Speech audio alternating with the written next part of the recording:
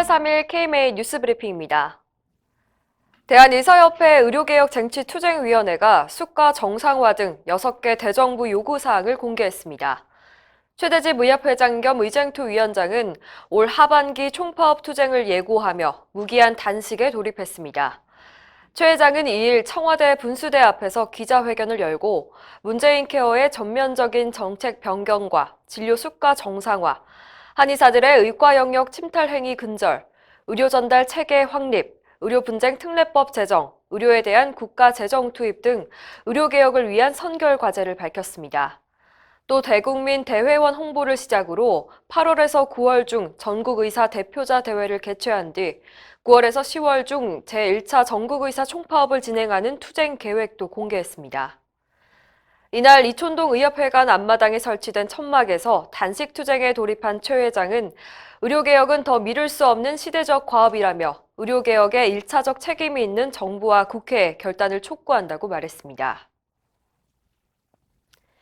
의쟁투가 의료계의 전면 투쟁을 선포하면서 의협 집행부도 비상체제에 돌입했습니다. 의협은 3일 오전 7시 제59차 상임이사회를 최대집 회장의 단식투쟁 천막 앞에서 열었습니다. 상임이사진 전원이 참석한 이날 회의에선 앞으로 매일 밤 상임이사들이 모여 비상회의를 갖기로 했습니다.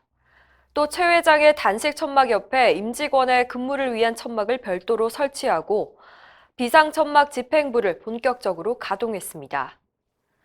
의협이 천막 집행부 체제로 들어간 것은 강력한 투쟁 기조를 유지하되 일상적인 회무 역시 단절되지 않도록 하기 위한 겁니다. 박홍준 의협 부회장은 40대 의협 집행부 역시 투쟁 대열에 나섬으로써 전 회원에게 강력한 의지를 전하고 현재 의료계가 비상시국을 선언하는 의미를 담고 있다고 말했습니다.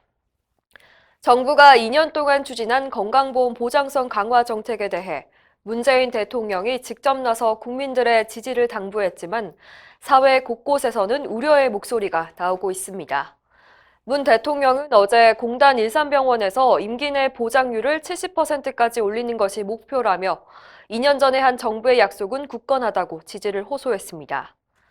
하지만 건강보험 재정 확보에 대한 대책 없이 무리하게 건강보험 보장성을 확대하려고만 해서 건보 재정이 갈수록 줄어들고 있고 건강보험료 인상률은 임금 인상률을 뛰어넘어 국민들의 부담만 커지고 있다는 지적이 나오고 있습니다. 실제로 직장인 평균 임금 인상률은 2년째 연속 2%대에 머물고 있는데요. 올해 건보료 인상률은 3.49%로 나타났습니다. 무분별한 보장성 확대로 의료시장에 왜곡이 발생하고 있다는 비판도 나오고 있습니다.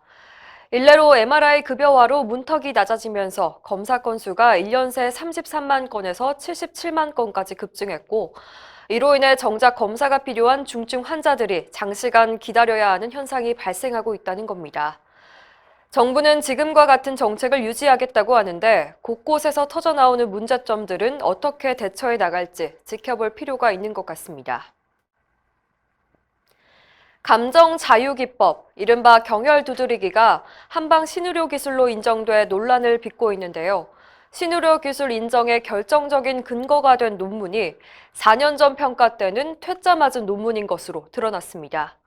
의협신문 보도에 따르면 당시 신의료기술평가위원회는 이 논문이 환자의 주관적인 설문평가만 들어있어 효과를 인정할 만한 근거로 삼기 어렵다고 평가했습니다. 그런데 4년 뒤엔 외상 후 스트레스 장애 증상을 개선하는 데 유효하다며 정반대의 해석을 내린 겁니다. 같은 논문을 두고 왜 상반된 결과가 나온 걸까요?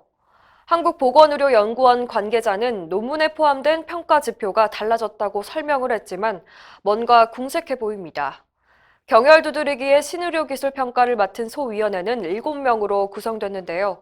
이 중 5명이 한의사였습니다.